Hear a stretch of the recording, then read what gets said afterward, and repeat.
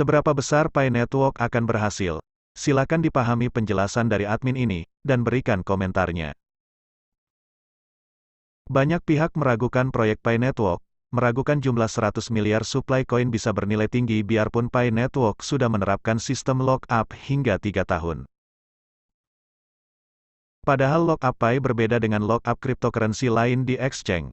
Biasanya, begitu periode lock-up di exchange habis, harga koin akan turun, karena tidak ada ekosistem.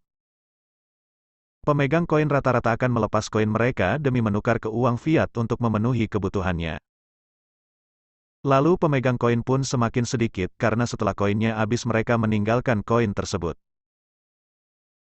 Sedangkan Pi sangat berbeda. Setelah lock-up 3 tahun, ekosistem Pi akan semakin besar dan matang. Daya tampung Pi Coin juga akan semakin kuat dan luas.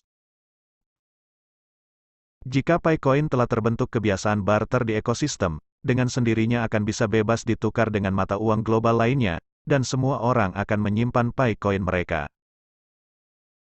Tidak akan ada fenomena seperti pelepasan koin besar-besaran maupun takut tidak ada pihak yang tidak mau menerima Pi Coin. Sama seperti dolar Amerika Serikat, jika semua orang ingin menjual US dollar dan menukarnya dengan mata uang lain, sistem keuangan Amerika Serikat akan segera runtuh. Siapa yang sanggup menampung jumlah US dollar yang begitu besar? Satu-satunya cara mempertahankan nilai tukarnya adalah menjadikannya sebagai mata uang yang bisa diterima dan rela disimpan oleh seluruh masyarakat dunia.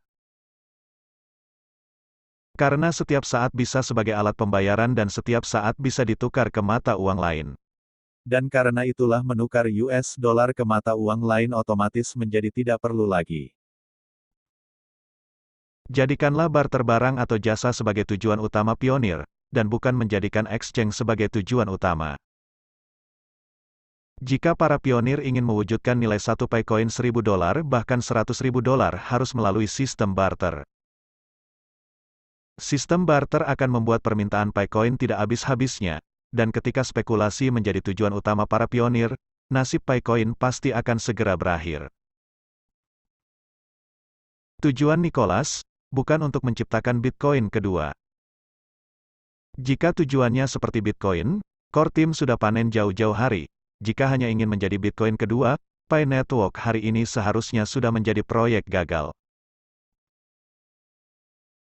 Sejarah hanya dapat digunakan sebagai referensi dan cermin untuk masa depan.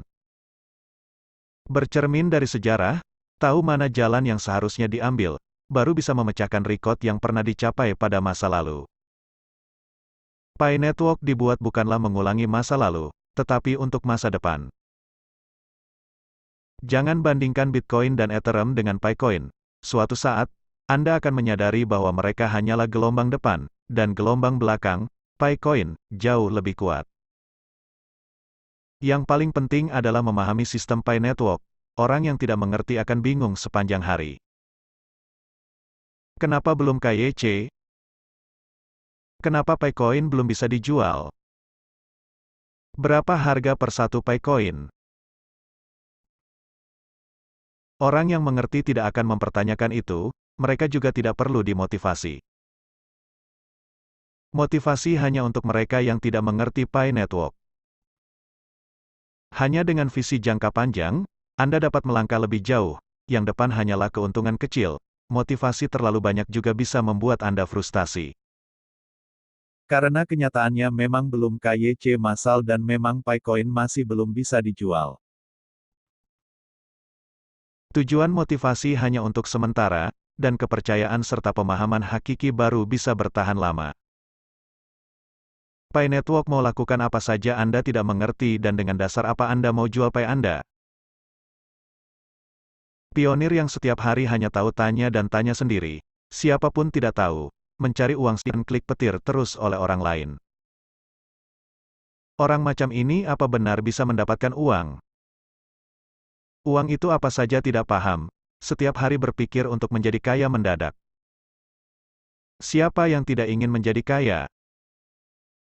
Tapi kesempatan kaya apakah layak jatuh ke pionir seperti itu? Tingkatkan kesadaran dan pahamilah Pi Network. Banyak orang bahkan tidak memiliki kemampuan untuk menyaring informasi, dan mereka menganggap semuanya masuk akal dan benar. Tidak perlu khusus meminta kapan harus KYC, Nicholas tahu persis apa yang seharusnya diperbuat. Tidak akan gara-gara sebagian orang memfitnah dan mencaci maki di media sosial lalu mengubah irama kerjanya. Alangkah baiknya waktunya itu dipergunakan untuk membaca white paper, dan semua pengumuman resmi Pi Core Team.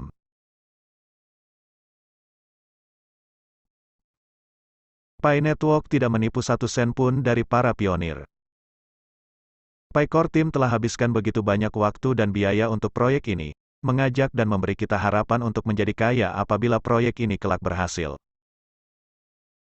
Kesempatan seperti ini Anda pernah ketemu berapa kali dalam hidup Anda? Sebagai penambang Bitcoin, saya adalah pertama kali mendapatkan proyek berbasis besar dan itu gratis. Makanya saya sangat menghargainya dan selalu berusaha ikut menyumbang setitik tenaga agar proyek ini bisa berhasil. Dan anehnya, setelah bahasan ini saya posting, orang yang tidak ikut menambang Picoin pun akan ikut-ikutan menghina dan menyindir, sungguh tidak jelas apa isi pikiran mereka. Namun, dari sini juga saya semakin sabar dan iba akan jerih payah Pi Core Team. Bagaimana dengan Anda?